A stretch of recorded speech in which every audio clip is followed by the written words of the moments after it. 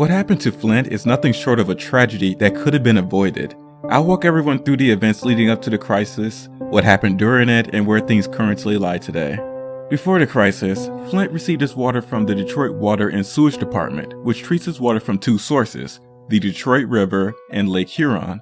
Flint would get the water that was sourced and treated from Lake Huron. This is good because it's a fresh water source and provides drinking water to more than 30 million people, not only in the United States, but includes Canada as well. As long as leaders in the region keep the Great Lakes healthy, it will continue to provide us with reliable drinking water. Since 1967, Flint received its water from Detroit. However, it cost to transfer water from the lakes into a city, and costs were increasing over the years. Flint wasn't an economically prosperous city, so this would eventually be too expensive to pay. Another problem was that Flint's water contract with Detroit in 1965 was for 35 years, so it was expired by the year 2000. What Flint was doing up until 2013 was renewing that contract with the Detroit Water and Sewage Department annually until the cost got too high. So a pipeline was announced in 2012 to reduce the cost of transferring the water by building a pipeline to connect to the Carnegie Water Authority, which was expected to be finished by 2016. The Carnegie Water Authority, or KWA,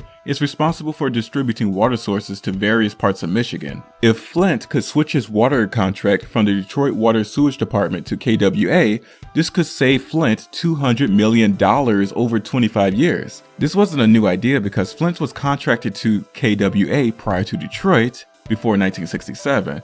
But what prompted them to sign the contract with Detroit was due to KWA's profiteering scandal, which prevented a pipeline from being built from Lake Huron to Flint. So when the news that Flint was switched to KWA became public, Detroit officials told Flint's emergency manager, Ed Kurtz, that they would terminate their water services to Flint in April 2014, 2 years before the pipelines to KWA was expected to be completed. The time comes and the pipelines were still unfinished, and the water contract with Detroit was now terminated. So Flint officials decided to temporarily switch their water source to their backup source, the Flint River, on April 25th. It was their main water source until the 1960s, and officials knew there were uncertainties surrounding the quality of the water. It hasn't been used in decades for some reason, right? In a press release, Mayor Dane said, "In an effort to dispel myths and promote the truth about the Flint River and its viability as a residential water source, there have been numerous studies and tests conducted on this water by several independent organizations. Michael Prisby of the Michigan DEQ Office of Drinking Water verified that the quality of the water being put out meets all of our drinking water standards, and the Flint water is safe to drink. It's regular, good, pure drinking water, and it's right in our backyard."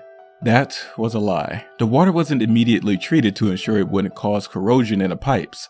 It was just switched, and the officials hoped for the best. Flint, for the first time in years, was responsible for treating its own water, but their water treatment plant was hardly used because they relied on the Detroit Water and Sewage Department to treat the water themselves and send it to Flint. Due to economic struggles, updates to the treatment plant and pipelines in Flint were not made. The people there would be understaffed and underqualified. There's one question that hasn't been answered. If the water was good and pure, why was there a need to switch from it back in the 1960s? It turns out due to industrial pollution, the river had high levels of chlorides. Chlorides themselves aren't harmful to us, but they are corrosive to lead pipes.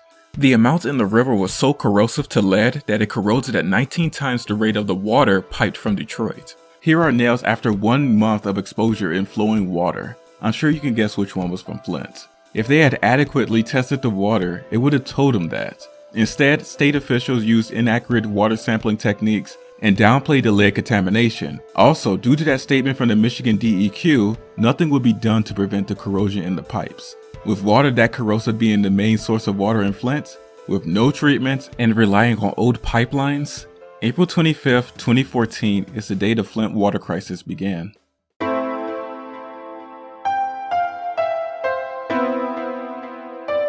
Almost immediately, people noticed the odd smell and discoloration coming from their water. E. coli and total coliform bacteria was detected. In August of that same year, a document from the Michigan Department of Environmental Quality, or MDEQ, says that the city addressed the problem by increasing chlorine levels in the water. However, the increased levels of chlorine wasn't a good call because that filled the water with extreme levels of trihalomethanes, which is a chlorine byproduct linked to cancer and other diseases. Bottled water would have been advised for the people of Flint until the issue was resolved. A woman named Leanne Walters did a test on her water and it had a lead content of 104 parts per billion, 15 parts being the EPA's limit. Afterwards, she would contact EPA's Region 5, and an investigation led by EPA employee Miguel Del Toro would discover that Flint had no corrosion control and didn't correct the MDEQ's downplaying of the situation. While state and local officials inaccurately reported the quality of the water data to the EPA, he will also find that the EPA didn't enforce the obvious violations of the Safe Drinking Water Act. Violations of this act allows the EPA to alert Flint residents about the water and act in place of state authorities due to there being a clear danger to human health. However, EPA Region 5 decided not to deal with this publicly and instead applied behind-the-scenes pressure to the MDEQ to handle the situation, according to former EPA Administrator Susan Hedman. Around this time, many people, including children, were being diagnosed with lead poisoning.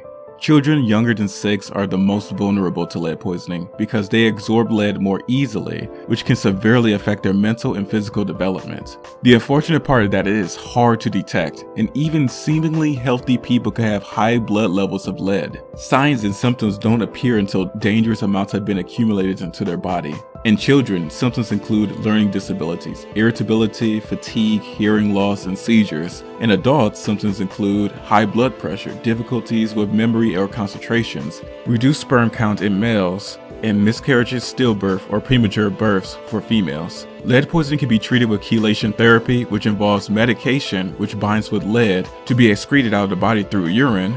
However, any damage caused by lead poisoning can't be reversed. The children in Flint affected with lead poisoning have irreversible damages to their bodies. The potential these children would have in life have been robbed before they could realize it themselves. In April, a whole year after the switch, MDEQ now notifies the EPA that Flint did not implement corrosion controls in the Flint water treatment plant. However, they were still downplaying it. A spokesperson from the MDEQ, Brad Werfel, was saying Leanne Waters' test was an outlier, and it doesn't look like there is any broad problem with the water supply freeing up lead as it goes to homes. Not only would the MDEQ downplay the crisis, their deceptive reporting prevented federal powers from getting involved. Later that year, a test from a team from Virginia Tech showed serious lead levels in Flint, and of course, Brad Werfel would be there to dismiss these results, saying, "I don't know how they're getting the results they're getting. I know it doesn't match any of the other surveillance in the area." Governor Snyder would announce his plan to provide free filters and water testing for residents in Flint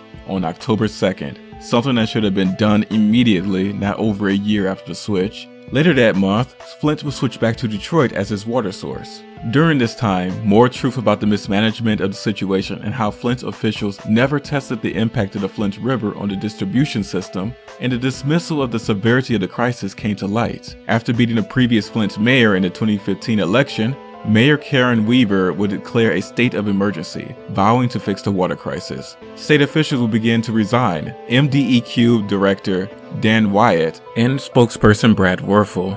After a report concludes that the MDEQ was primarily responsible for the crisis, they dismissed the problems and belittled those who wanted to investigate. In January 2016, Governor Snyder and President Obama would declare a state of emergency to authorize FEMA to provide equipment and resources to Flint. And the EPA issued an emergency order to take action on the Flint water crisis. While Flint's economic problem laid the groundwork for some sort of water crisis, I believe it wouldn't have been as bad as it was if proper actions were taken and residents were informed on the situation.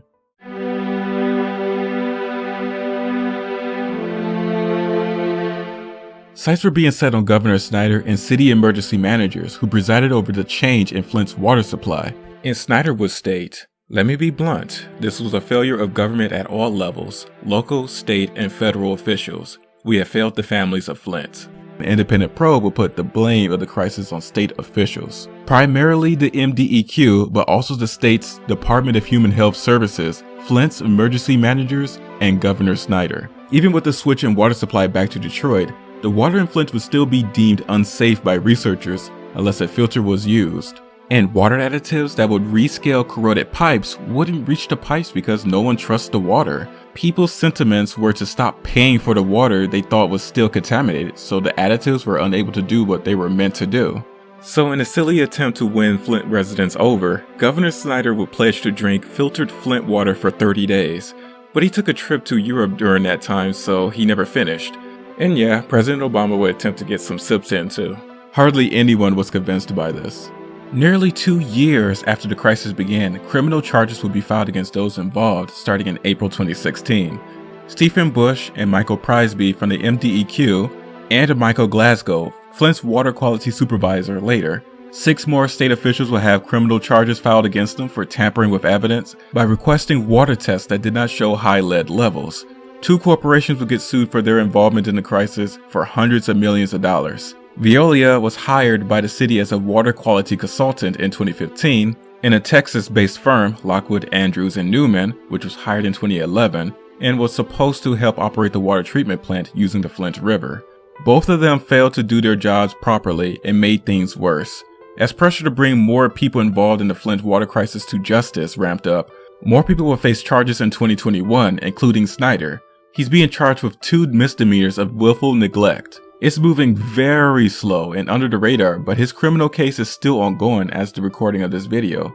Which is what I would have said, but June 28th of this year, the Michigan Supreme Court ruled that the criminal charges related to the water crisis cannot stand because a judge appointed as a one-man grand juror had no authority to issue the indictments when he did so more than a year ago. So Rick Snyder and 8 others had their charges dismissed because of how the prosecutions were handled. Is that the end of it? Who knows? We've been hit with so many curveballs recently, it's hard to tell. By 2020, about 25,000 water service lines have been excavated and 9,554 lines have been replaced at homes throughout the city. In 2021, a judge approved a $626 million settlement for Flint residents who were exposed to the lead-contaminated water. Most of the money came from the state of Michigan for overlooking the risk of switching Flint's water source in 2014 without treatment being made to the water to prevent contamination. While the pipelines are being replaced, it's going to be a while before Flint residents at large can trust the water coming into their homes again. The trauma of seeing this tainted water for years and the lies and cover-ups from officials will leave residents of Flint with a strong distrust of the system, and who can blame them? Anyways, I gotta go. Be nice to one another and take care of yourselves.